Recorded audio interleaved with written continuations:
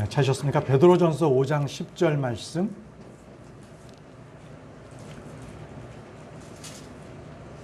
네.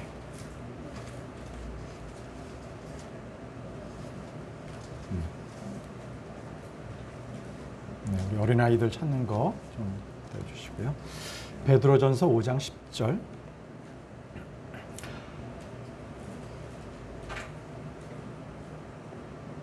네, 그러면 한 목소리로 읽도록 하겠습니다. 시작. 그러나 모든 은혜의 하나님 곧 그리스도 예수님을 통해 우리를 부르사 자신의 영원한 영광에 이르게 하신 분께서 너희가 잠시 고난을 받은 뒤에 너희를 완전하게 하시고 굳건하게 하시며 강하게 하시고 정착시키시리니. 아멘. 기도하겠습니다. 전능하신 아버지 하나님, 오늘 주의 첫날 저희들을 모이게 해주시고 아버지께서 저희들에게 말씀을 전하실 때에 깨달음 있게 도와주옵소서. 저희 모두에게 지혜와 계시의 영 주셔서 말씀 하나하나 그 말씀들을 놓치지 아니하고 마음에 잘 심길 수 있도록 도와주시기를 원합니다. 말씀 가운데 단일한 눈으로 주님을 바라보게 도와주시고 우리의 마음이 흐트러지지 않도록 주님께서 굳게 붙잡아 주시기를 원합니다. 예수님의 이름으로 기도합니다. 아멘. 앉으십시오. 네, 오늘은 하나님의 은혜는 어떤 것인지, 그리고 그 풍성한 은혜를 얻으려면 과연 우리는 무엇을 해야 하는지를 말씀을 통하여 알아보도록 하겠습니다. 오늘 선포될 말씀은 하나님의 은혜의 하나님입니다. 은혜의 하나님. 은혜의 하나님입니다.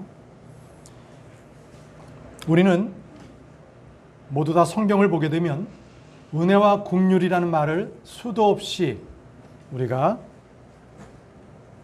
읽게 되고 또 보게 됩니다. 긍휼이란 무엇일까요? 긍휼은 우리가 마땅히 받아야 할 것들을 받지 않는 것입니다. 받아야 하는데 받지 않는 것이 무엇인가? 예를 들어 죄인이면 저주를 받아야 합니다. 형벌을 받아야 합니다. 정죄를 받아야 하고요. 이러한 마땅히 받아야 할 것들을 면제시켜 주시는 것, 이것이 긍휼입니다. 은혜란 무엇인가요? 받을 자격이나 근거가 전혀 없는데 주어지는 거예요. 값없이 주어지는 것, 이것이 은혜거든요. 우린 그것을 복이라고 합니다. 하나님은 우리가 받을 자격이 없고 공로가 없음에도 불구하고 우리에게 주시는 것들이 있습니다. 그것이 바로 은혜라고 합니다. 성경에 은혜라는 단어가 가장 처음 나오는 것은 창세기 6장 8절입니다. 그러나 노아는 주의 눈에 은혜를 입었더라. 노아는 주님께 은혜를 입었습니다. 하나님께서는 노아의 온 집을 제외한 땅 위의 모든 부패한 육체들을 땅과 함께 멸하셨습니다. 여러분, 죄인들에게 은혜와 긍휼이라는 말보다 더 가슴 저미게 오는 말이 무엇이 더 있겠습니까? 아담은 불순종으로 인해서 세상에 들어온 죄, 그리고 저주와 심판, 이것을 이길 사람은 더 이상 없습니다. 우리 가운데 없습니다. 마귀를 이길 사람은 우리 가운데 아무도 없죠. 우리 안에 흐르는 그 죄성, 이것은 결코 우리가 개혁되거나 개선된다고 해서 없어질 것들이 아닙니다. 죄의 문제는 저절로 해결되지 않습니다. 오직 한 가지, 하나님의 은혜로만 해결이 됩니다. 하나님의 은혜. 은혜는 죄를 이깁니다. 죄가 넘치는 그곳에 더욱 풍성하게 넘치는 것이 바로 은혜이기 때문에 그렇습니다. 다 같이 로마서 5장 20절을 보겠습니다. 로마서 5장 20절.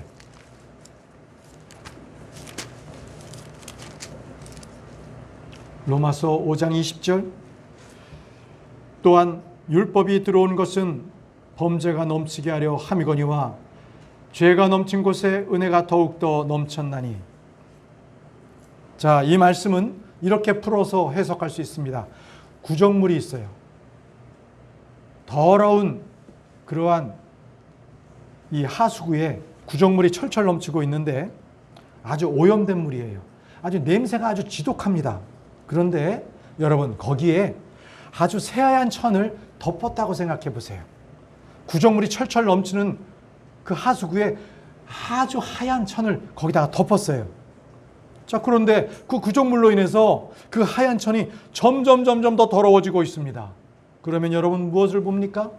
그 하얀 천에 구정물이 넘치는 것을 보면서 더욱더 더럽다는 것을 선명하게 눈으로 보지 않겠습니까? 이토록 율법이라는 것은요, 우리의 죄의 더러움, 심각성, 위험성을 생생하게 보여주는 게 바로 율법입니다. 그래서 오늘 말씀처럼 죄를 더욱 넘치게 하려고 율법을 주신 거예요. 그런데 그 죄가 넘치는 곳에 은혜가 더욱더 넘쳐납니다.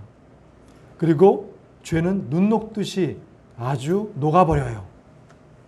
마치 아주 더러운 죄가 많이 있는 곳에 더 강력한 세제가 거기서 더해지고 더 많이 쏟아부어서 죄가 눈 녹듯이 깨끗하게 없어지는 것처럼 말입니다. 이토록 하나님의 은혜는 우리 안에 있는 죄의 권세를 무력화시키고 깨끗하게 하십니다. 저와 여러분들 모두는 아담을 통해 죄성을 물려받았습니다. 이 육신적인 출생으로 말미암아 모두 다 아담과 같이 동일한 죄성으로 동일한 저주를 받게 되었습니다. 하나님의 진노 아래에 있습니다. 하지만 예수 그리스도를 통해 우리는 은혜를 받았습니다. 영적인 출생을 통해서 예수 그리스도의 안에 있는 사람들은 예수님과 동일한 의가 그 안에 있습니다. 하나님의 본성에 참여하는 자가 되었습니다. 바로 하나님의 은혜 가운데 거하게 된 것입니다. 그래서 죄인들에게 가장 필요한 것이 하나님의 은혜입니다. 죄로 인해서 파괴되고 잃어버린 하나님과의 그 관계성, 그것은 오직 은혜로만 회복될 수가 있습니다. 여러분, 죄의 결과는 사망입니다. 은혜의 결과는 생명입니다. 죄는요, 저주를 불러옵니다. 그러나 은혜는 의를 불러옵니다. 죄는 심판의 근거죠. 그러나 은혜는 유업과 상급의 근거가 됩니다. 죄의 배후에는 마귀가 있습니다. 그러나 은혜의 배후에는 예수 그리스도께서 계십니다. 죄는 아담을 통해 세상에 들어왔습니다. 율법은 모세를 통해 주어졌지요.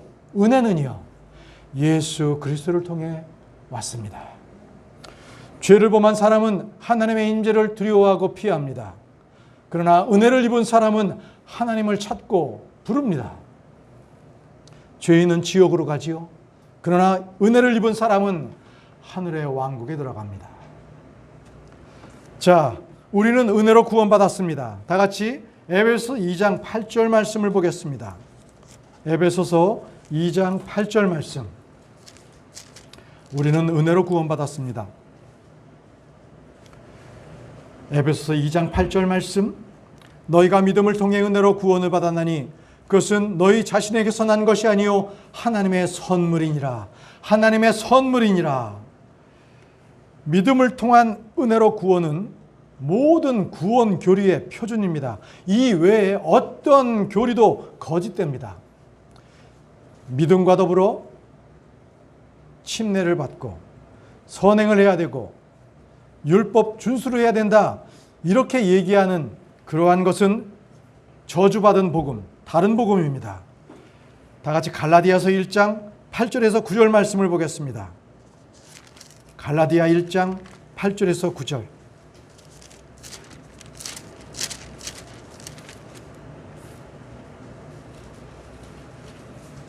갈라디아 1장 8절에서 9절 말씀.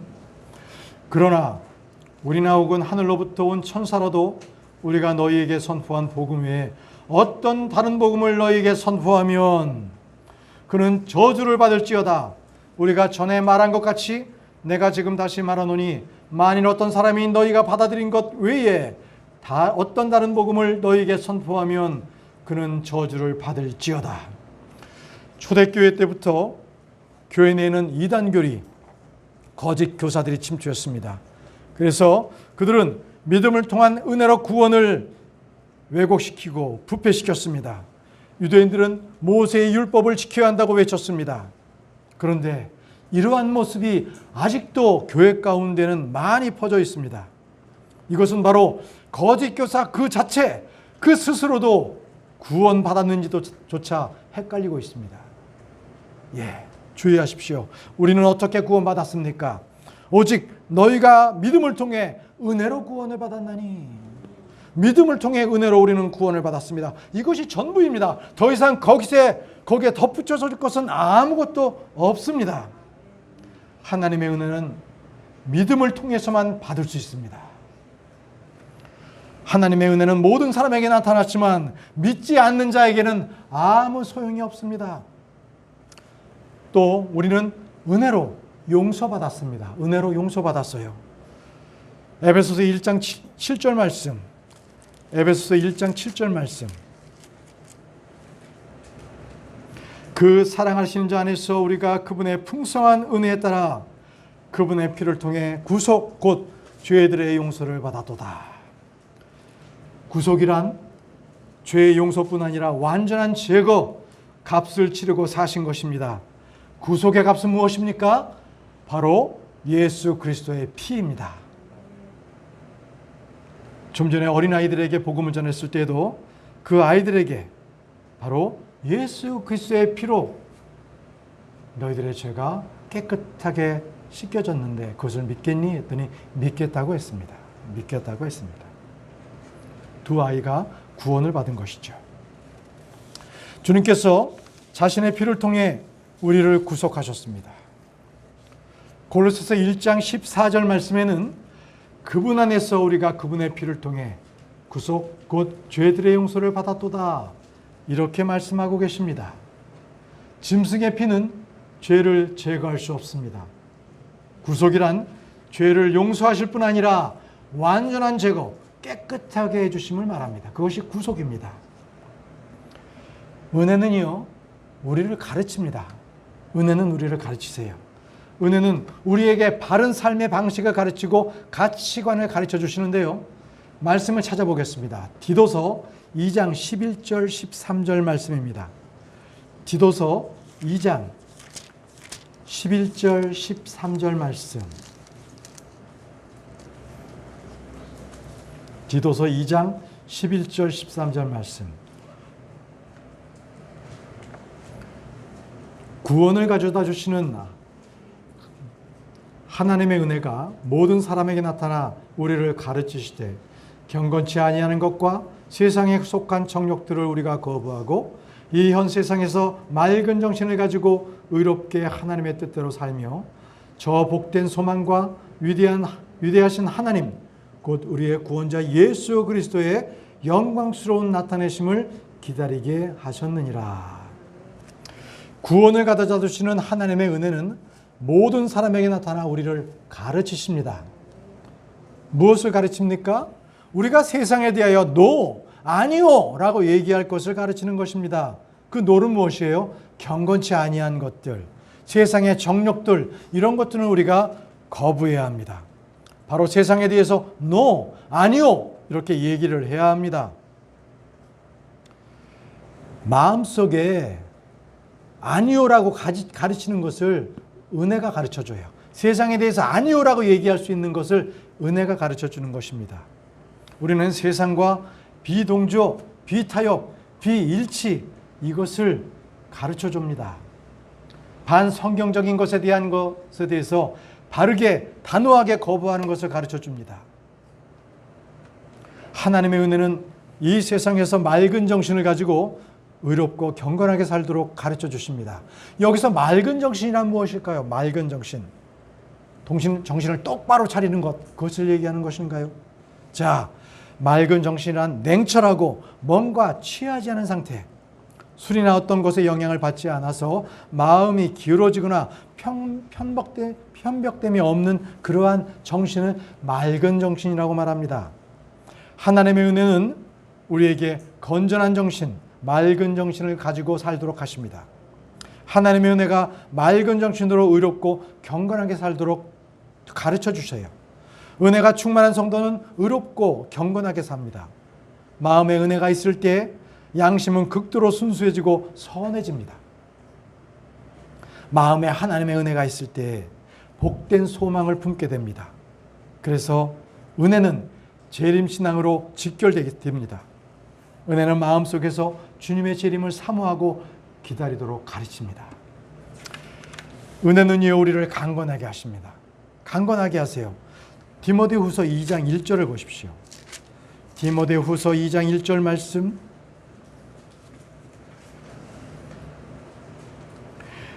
내 아들아, 너는 그리스도 예수님 안에 있는 은혜 안에서 강건한 자가 되고, 죄는 사람을 약화시킵니다.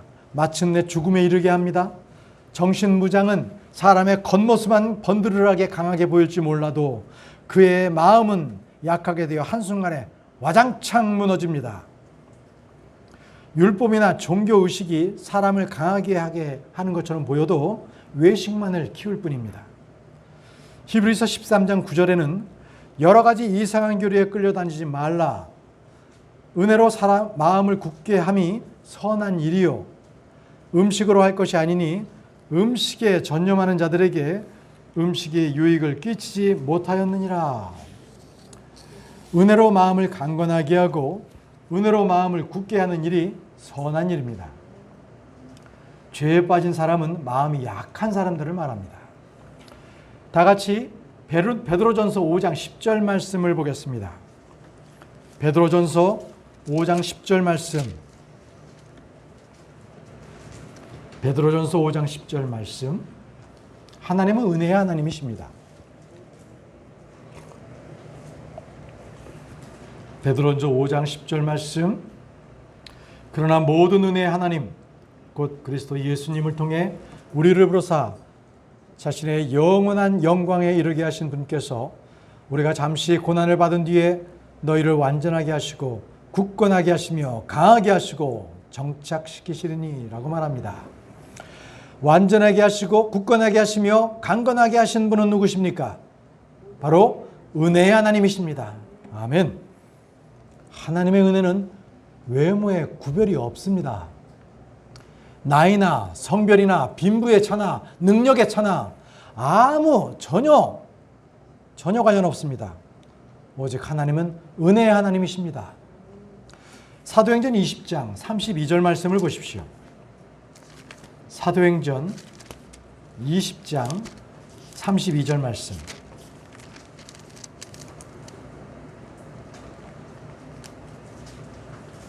사도행전 20장 32절 말씀.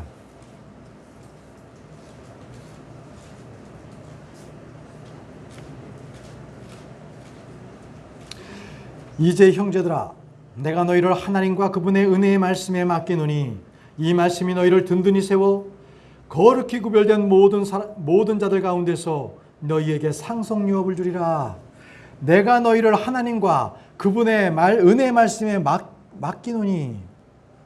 하나님은 모든 은혜의 하나님이시고요. 그분의 말씀은 바로 성경은요, 은혜의 말씀입니다. 성경을 읽을 때 여러분들은 은혜의 말씀을 눈으로, 귀로, 입으로 듣고 보고 맛보게 될 수 있습니다. 우리의 혼은 은혜를 받게 됩니다. 주님의 은혜는 바로 은혜의 말씀을 통해서 드러납니다. 사도 바울은 성도들을 하나님과 그분의 은혜의 말씀에 맡긴다고 말했습니다. 이처럼 하나님과 은혜의 말씀을 동등시시킨 거죠. 하나님과 말씀을 동등하게 했습니다.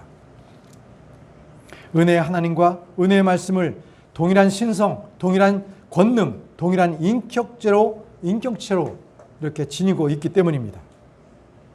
성도를 세우시는 분은 누구십니까? 바로 은혜의 말씀입니다. 말씀이 우리를 든든히 세워줍니다. 세운다라는 말씀은 강건하게 한다는 것입니다. 강건하게 한다.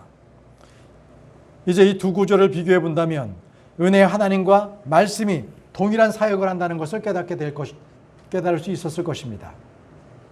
자, 이제부터는 이 하나님의 이 풍성한 은혜를 얻기 위해서 우리에게 필요한 것이 무엇인가? 자, 지금부터는요, 우리가 더 많은 은혜를 얻고 누리며 사는 방법에 대해서 한번 살펴보고자 합니다. 성도들이 하나님의 은혜를 얻기 위해서 필요한 것, 그 첫 번째가 곧바르게 걸으라입니다. 곧바르게 걸으라. 우리가 하나님의 은혜를 얻기 위해서 첫 번째, 곧바르게 걸으라. 자, 곧바르게 걷는다는 것은 성령의 조명을 받아 길 대신 주님, 진리의 말씀에 따라 걷는 것을 말합니다.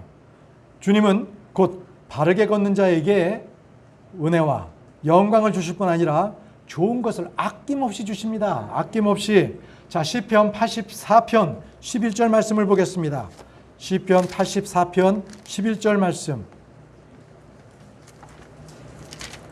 시편 84편 11절 말씀.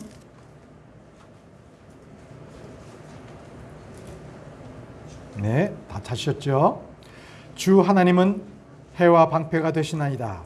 주께서 은혜와 영광을 주시며 곧바르게 걷는 자들에게 좋은 것을 아끼지 아니하시리이다. 곧바르게 걷기 위해서는 하나님을 신뢰하고 주님의 말씀을 늘 가까이 있어야 합니다. 가까이. 저는 지금 강릉에서 살고 있습니다. 그런데 제 집 주변에는요, 논과 밭이 참 많이 있어요. 어느 날 나가보니까 그 논과 밭의 그 고랑이요, 아주 반듯반듯하게 그렇게 갈려져 있는 것을 보았어요. 아니, 어떻게 농부가 줄이나 이 자를 재고 하는 것도 아닌데 어떻게 농부가 트랙터를 갖고 지나가는 그 밭이나 논마다 어쩜 그렇게 오화열이 정확한지요? 왜 그랬을까요? 제가 한번 곰곰이 봤습니다. 그랬더니 농부는요, 그 농기계를 몰 때에 밑을 쳐다보는 게 아니라 저 멀리 논이나 밭의 저 끝을 보고 있는 거예요. 끝을 보고 쭉 트랙터를 모니까 고랑이 똑바르게 나가는 거예요. 그렇구나. 우리가 믿음의 말씀을 볼 때 예수 그리스도를 올바로 봐야 됩니다. 예수 그리스도를 아주 단일한 눈으로 쳐다봐야 되는 거예요. 그랬을 때 우리가 곧바로 걸을 수 있는 겁니다. 우리가 옆을 바라본다면 어떻게 되겠습니까? 그렇다면 우리는 삐뚤빼뚤하면서 그렇게 가겠죠. 우리는 똑바로 앞을 쳐다봐야 됩니다. 그렇기 때문에 우리는 믿음의 지혜에 온전케 하시는 예수 그리스도를 바라보라, 이렇게 말씀하고 계십니다. 바른 방향과 바른 목표를 주시할 때 우리 걸음 역시 곧바르게 되는 것입니다.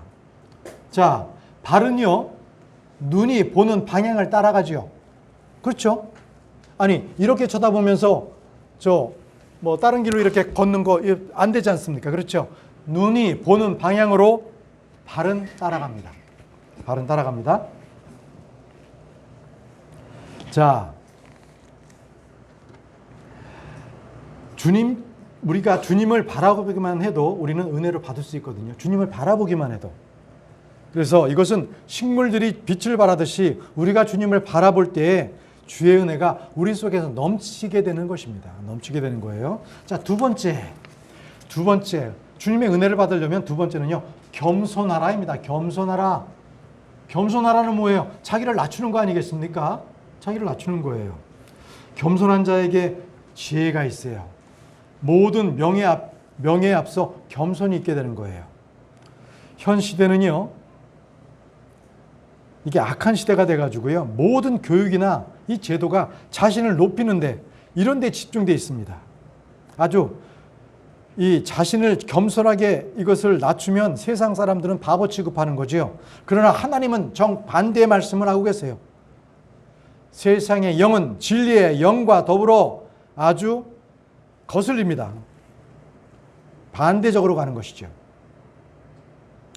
성도들은 언제나 세상을 거스려 살아야 됩니다. 이 세상의 가치관 그리고 모든 사고방식은요, 계속적으로 하나님의 말씀을 거역하게 만듭니다. 잠언 3장 34절 말씀에 참으로 그분께서는 비웃는 자들을 비웃으시나 겸손한 자들에게는 은혜를 베푸시느니라. 잠언 3장 34절 말씀에 그렇게 말씀하세요. 우리 주님은 겸손하십니다. 마귀는 교만합니다. 주님은 자신을 낮추사 죽기까지 순종하셨습니다. 마귀는 어땠어요? 자기를 높여서 하나님과 비기려 하지 않았습니까? 그게 마귀의 교만함입니다. 그렇죠? 우리가 주님의 자녀라면 주님의 본을 따라서 자신을 낮추고 겸손해야 할 것입니다. 겸손은 결코 비굴하거나 약한 것이 아닙니다. 겸손은 자신의 무지와 무능을 드러내는 것이 아닙니다. 겸손은 주님의 은혜를 더 많이 받는 길이에요. 자, 야고보서 4장 6절 말씀을 보십시오. 야고보서 4장 6절 말씀, 어떤 자들에게 주님께서는 은혜를 주시는가? 야고보서 4장 6절 말씀. 그러나 그분께서 더 많은 은혜를 베푸시나니 그러므로 그분께서 이르시되 하나님은 교만한 자를 물리치시나 겸손한 자들에게는 은혜를 베푸시느니라 하시느니라. 아멘. 겸손한 자들에게는 은혜를 베푸시느니라. 거짓 겸손과 꾸며난 겸손은요, 위선입니다. 그것은 남을 속이고 자신을 속이는 행위죠. 참된 겸손은 성령의 빛, 말씀의 빛 가운데서 자신의 죄성, 육신의 더러움을 보게 되는 것입니다. 내 육신 안에 있는 선한 것이 없다는 것을 보게 되는 겁니다. 주님의 영광을 본 이들은 누구나 자신을 미워하게 됩니다. 자신이 아무것도 아닌 것을 알게 되는 거예요. 바로 이런 자들이 은혜를 본 것입니다. 하나님의 은혜를 본 것이에요. 영광의 주를 본 이들, 하나님의 권능 앞에서 본 이들은, 임재 앞에 서 있는 이들은요, 자신이 아무것도 아닌 것을 깨닫게 됩니다. 주에 대해서만 알았지 주님을 알지 못한 이들은 언제나 꾸며낸 겸손이나 위선으로 자신을 가리려고 합니다. 나의 가치는 어느 정도인가? 나의 값을 매기면 얼마나 나갈 것인가? 현대인들은 스스로 몸값을 높이려고 애를 쓰지요. 제가 한동안 그랬습니다. 제가 예전에 이런 짓을 했어요. 내 몸값을 높이려고. 그러나 우리는요, 하나님 앞에서 자신의 수치는 더러운 누더기요 부정한 물건 같으며 아무 쓸모없는 자인 것을 알아야 합니다. 조금도 선한 것이 없고 전혀 아무것도 아닌 것을 고백해야 합니다. 우리의 가치는 십자가에 못 박혀 있어야 한다는 것을 알아야 합니다. 여기에서 겸손이 옵니다. 이런 자들에게 주님은 더 많은 은혜를 베푸십니다. 자, 세 번째, 주께 은혜 주시기를 간구하라입니다. 세 번째는 주께 은혜 주시기를 간구하라. 하나님은 은혜를 구하는 자에게 은혜를 주십니다. 구하라 그리하면 얻을 것이요라는 말씀대로 이것은 어디에나 적용이 됩니다. 많은 이들이 마음속에서 여러 가지 소원이 있고 은혜를 갈구하면서도 막상 은혜를 달라고 간구하지 않으므로 마음이 메마른 상태에 있게 됩니다. 생수의 샘이 넘치기는 고사하고 메마른 섬처럼 되어버립니다. 메마른 샘처럼. 그 배에 생수의 강이 흘러 넘치기는 고사하고 갈증이 허덕이게 됩니다. 이것은 하나님께 은혜를 간구하지 않았기 때문에 그렇습니다. 자, 우리 야고보서 4장 2절 말씀을 보십시오. 야고보 4장 2절 말씀. 너희가 욕심을 내어도 갖지 못하고 죽여서 갖고자 해도 얻지 못하나니 너희가 다투고 싸워도 갖지 못함은 너희가 구하지 아니하기 때문이요. 너희가 구하지 아니하기 때문이요. 여러분, 은혜를 구하기 위해서 교회를 찾아다니고 큰 교회 찾아다니고 유명한 목사 집회를 쫓아다니고 은혜가 넘친다는 기도원을 아무리 찾아다녀도 정작 주님께 은혜를 제게 베풀어 주옵소서라고 간구하지 않는다면 아무 소용이 없습니다. 바울은 말했습니다. 히브리서 4장 16절 말씀에 그러므로 우리가 긍휼을 얻고 필요한 때에 도우시는 은혜를 얻기 위해 은혜의 왕자로 담대히 갈 것이니라. 은혜를 얻기 위해 은혜의 왕자로 담대히 갈 것이니라. 주님께 기도할 때, 기도로 나아갈 때 은혜를 얻습니다. 힘들고 지칠 때일수록 고난 가운데 있을수록 더욱더 은혜를 간구하시기 바랍니다. 어떤 방법을 간구하지 마시고 오직 주님의 은혜만을 간구하시기 바랍니다. 말라기 1장 9절 말씀을 보십시오. 말라기 1장 9절 말씀.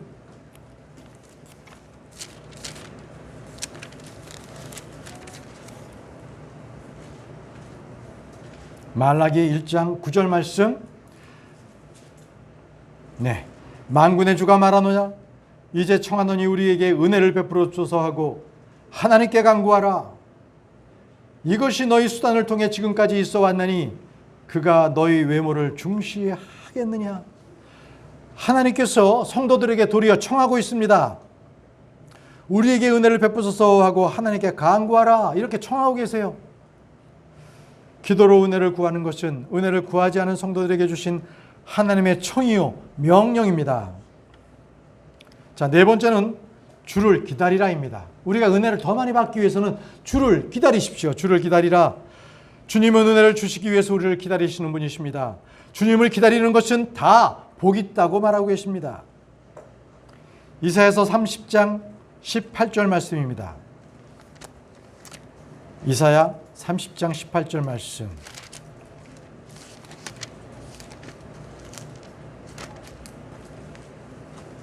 이사야 30장 18절 말씀. 그러므로 주께서 기다리시리니 이것은 그분께서 너희에게 은혜를 베풀려 하심이라. 그러므로 그분께서 높여지시리니 이것은 그분께서 너희에게 긍휼을 베풀려 하심이라. 주는 공의의 하나님이시니 그분을 기다리는 모든 자들은 복이 있도다. 주님은 성도들이 은혜를 달라고 구하기를 기다리고 계십니다.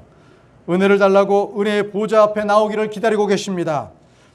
주님은 우리가 부르짖기를 기다리고 계십니다.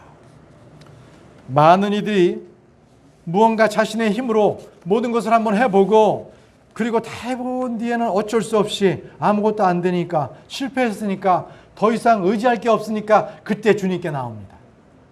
그때 주님은 내가 너를 기다렸다고 말씀하십니다. 내가 너를 기다렸다. 주님은 너희 짐을 내게 맡기라고 하셨습니다. 너희 염려를 다 내게 맡기라고 하셨습니다.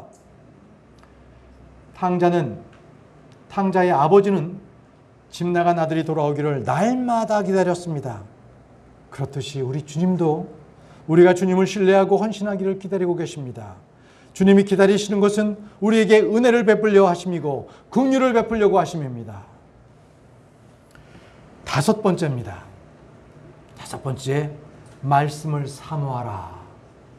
말씀을 사모하라입니다. 은혜를 여러분들 충만하게 받고 싶으십니까?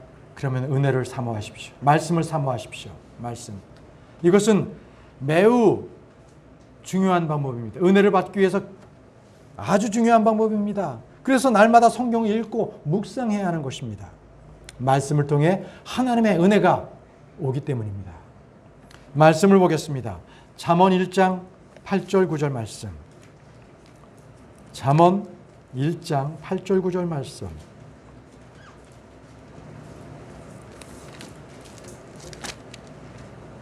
잠언 1장 8절과 9절 말씀입니다. 네. 내 아들아, 내 아버지의 훈계를 듣고 내 어머니의 법을 버리지 말라.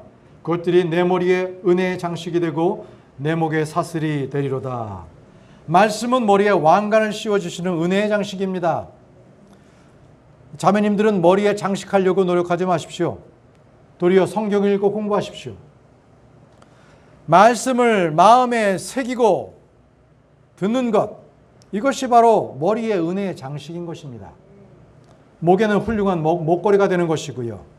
지혜의 말씀은 우리의 머리에 은혜의 장식이며 왕관입니다. 영광의 왕관을 우리에게 쓰게 해주시는 거예요. 잠언 4장 7절 말씀에 나와 있습니다. 잠언 4장 7절 9절 말씀. 지혜는 으뜸가는 것이니 그러므로 지혜를 얻으라. 내가 얻은 모든 것으로 명철을 얻을지니라. 그것을 높이라. 그리하면 그것이 너를 높이리라. 내가 그것을 품으면 그것이 너를 존귀로 인도하리라.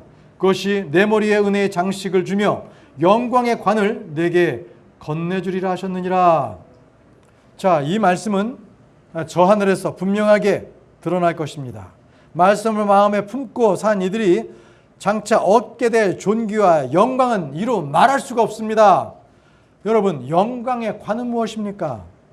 영광의 관은 원래 베드로전서에서는 이렇게 말씀하고 계시죠. 목자장께서 나타나실 때에 신실하게 양들을 먹인 목자들에게 주시는 그 관이 영광의 관이었지 않습니까? 그런데 잠언 말씀에는 말씀을 마음에 품은 자들, 그들에게 영광의 관을 주신다고 말씀하십니다. 여러분들 이 영광의 관을 놓치지 말기 바랍니다. 늘 말씀을 마음 안에 품기 바랍니다. 시편에는요, 시편 119편 29절 말씀에 거짓된 길을 내게서 제거하시고 주의 법을 내게 은혜로 베푸소서라고 말합니다. 주의 법, 주의 말씀을 은혜로 베풀어 주시기를 구하십시오. 말씀을 매일 읽으시기 바랍니다. 119편 29절 말씀에 나와 있어요. 주의 법을 내게 은혜로이 베푸소서 이렇게 말씀하고 계십니다. 자, 여섯 번째 보겠습니다. 여섯 번째, 회개하라. 회개하라. 회개하라. 주님은 회개하는 원들에게 은혜를 주십니다. 주님은 언제나 회개하는 원들을 용서하시고요. 여러분들, 우리 가운데 누구 한 사람이라도 죄를 짓지 않고 살 사람이 있습니까? 없습니다. 다 죄를 짓고 살 수밖에 없습니다. 문제는요, 그 죄를 어떻게 처리하느냐입니다. 어떻게 그 죄를 처리하느냐.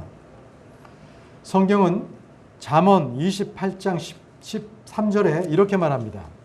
자기 죄를 숨기는 자는 형통하지 못하려니와 누구든지 그것을 자백하고 버리는 자는 긍휼을 얻으리라. 긍휼을 얻으리라. 자, 죄를 시인하는 자는 누구나 긍휼을 얻습니다.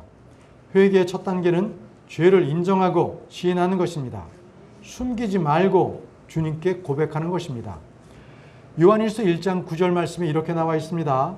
만일 우리가 우리의 모든 죄들을 자백하면 그분께서는 신실하시고 의로우사 우리의 죄들을 용서하시며 모든 불의에서 우리를 깨끗하게 하시느니라.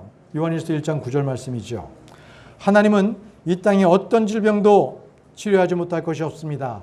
예수 그리스도의 피는 어떤 죄도 깨끗하게 제거하지 못할 것이 없습니다.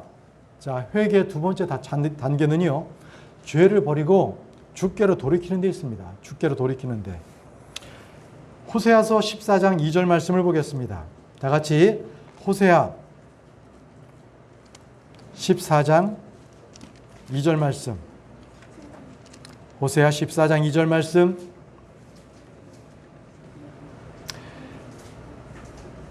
호세아 14장 2절 말씀. 너희는 말씀을 가지고 주께로 돌이키며 그분께 아뢰기를 모든 불법을 제거하시고 은혜롭게 우리를 받아주소서. 우리도 그와 같이 우리 입술의 송아지로 보답하리이다. 죄에서 회개한 후에 우리는 삶을 바로잡아야 합니다. 악을 미워하고 선을 사랑하고 공의를 세워야 합니다. 우리가 은혜의 왕좌 앞에 나가는 데 필요한 것은 우리의 상한 영, 겸손한 마음, 죄로부터 회개하는 마음입니다. 성경은 말합니다. 자, 요엘서 2장 14절 말씀을 보겠습니다. 바로죠. 바로 뒤에 있죠. 요엘서 2장 13절 말씀.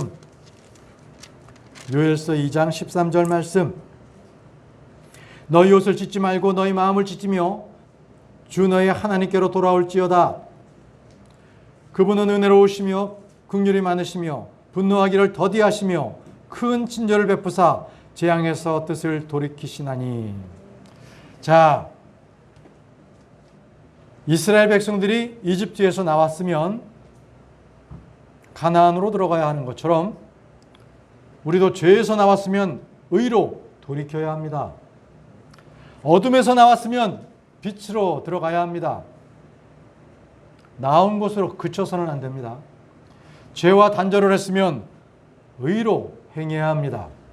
이것이 바로 회개의 열매입니다. 이런 자들에게 주님은 놀라우신 은혜를 부어주십니다. 자, 일곱 번째는 공의를 세우라입니다. 공의를 세우라. 의를 세운다는 것은요, 성경적 기준, 가치관을 세우라는 말씀입니다. 성경적 기준으로 세워라. 자, 그 뒤쪽에 아모스 5장 15절 말씀을 보겠습니다.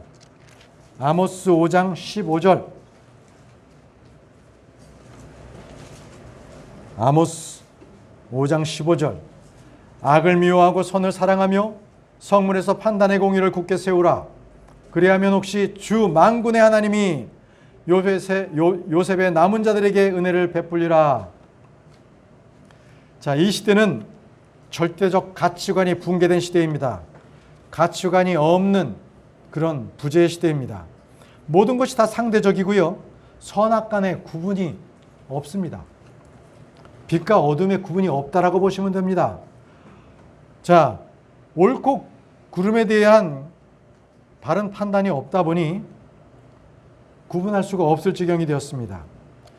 우리가 말씀으로 선악을 구분하면 우리는 어떤 자가 되어 흑백론자가 되어버립니다. 자, 이런 세상의 철학이 교회 내로 스며들어오고 우리가 건전한 교리를 세우지 못하면 바로 넘어지게 됩니다. 주님은 너희는 악을 미워하고 선을 사랑하며 판단의 공의를 굳게 세워라, 이렇게 말씀하고 계십니다. 선악의 절대 기준은 무엇입니까? 바로 하나님의 말씀입니다.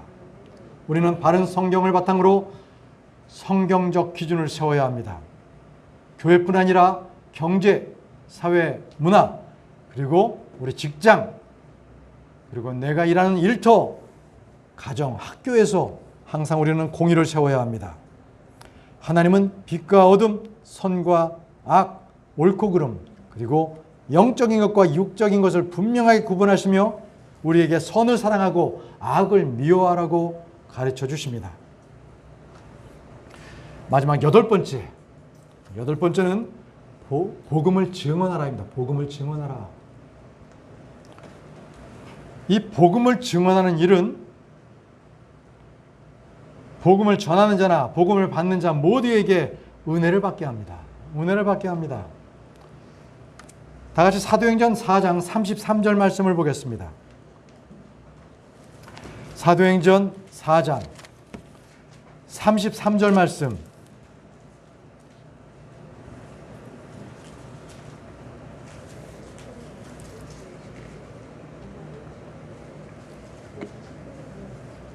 사도행전 4장 33절. 사도들이 큰 권능으로 주 예수님의 부활을 증언하며 큰 은혜가 그들 모두에게 임하니라. 자, 십자가하고요, 그 부활의 복음은요, 무슨 복음인지 다 아시죠? 은혜의 복음입니다. 은혜의 복음.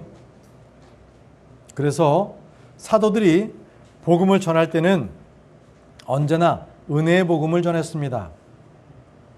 사도들은 저주와 심판, 그리고 정죄의 말씀을 전한 뒤에는 꼭 은혜의 말씀을 전했습니다. 말씀 하나 더 보겠습니다. 사도행전 14장 3절 말씀. 사도행전 14장 3절 말씀. 사도들이요, 은혜의 말씀을 증거했거든요. 사도행전 14장 3절 말씀. 그러므로 그들이 오랫동안 머물며 주 안에서 담대하게 말하며 그분께서 그들의 손으로 표적들과 이적들을 행하게 허락하사 자신의 은혜의 말씀에 증거를 주시니라. 은혜의 말씀입니다. 우리가 전하는 것은 하나님의 은혜입니다. 은혜의 복음을 전하는 것입니다. 주님은 죄에 대하여 분노하시고 죄인을 미워하시지만 그것들은 모두 그들에게 은혜를 주시기 위함입니다. 죄에 대한 분노, 미워함이 있다면 회개하고 또 은혜를 베풀 수 있는 그런 근거를 또 우리에게 제공해 주십니다. 여러분들이 은혜를 받기 원하신다면 죄를 미워하십시오. 불법을 가증히 여기고 혐오하십시오. 자신이 죄인됨을 고백하십시오. 마음이 상하고 찢겨질지라도 주님은 싸매시고요, 고치시고 은혜의 말씀으로 우리를 회복시켜 주십니다. 왜냐하면 하나님은 은혜의 하나님이시기 때문에 그렇습니다. 은혜의 하나님. 우리는 그 은혜로 구원받았습니다. 그 은혜로 우리는 죄들의 용서를 받았습니다. 은혜의 하나님은 그리스도 예수님을 통해 우리를 다 부르셨습니다. 이렇게 교회로 부르셨습니다. 사랑하는 형제자매 여러분, 로뎀 나무 아래에서 엘리야는 죽기를 구했죠. 그렇죠. 어제 우리도 또 읽었어요. 성경 공부 시간에. 그러나 하나님은 그에게 도리어 은혜를 베푸셨습니다. 오늘 우리는 하나님의 은혜의 그 풍성함을 얻기 위해서 우리가 그 방법을 성경 말씀을 통해서 알아봤습니다. 그것이 무엇이었습니까? 곧바르게 걷는 것, 겸손하게 낮아지는 것, 주께 은혜를 간구하고 기다리며 말씀을 사모하는 것, 지은 죄들을 회개하고 그리고 판단의 공의를 세우는 것, 그리고 예수 그리스도의 은혜로운 복음을 증거하는 것이었습니다. 여러분, 오늘 이 말씀이 저와 여러분들의 마음에 믿음으로 잘 스며들고 그리고 그것이 믿음으로 행해지는 저와 여러분들이 되기를 바랍니다. 기도하겠습니다. 전능하신 아버지 하나님, 은혜를 감사합니다. 이 시간에 은혜의 하나님을 전했습니다. 하나님께서 이 말씀 가운데 임하여 주옵시고 저희들 모두에게 주님을 집중하게 하시고 말씀을 찾아보게 하시고 은혜를 받게 하시니 감사합니다. 이제는 저희들이 하나님의 풍성한 은혜를 누리며 살 수 있도록 도와주옵소서. 예수님의 이름으로 기도합니다.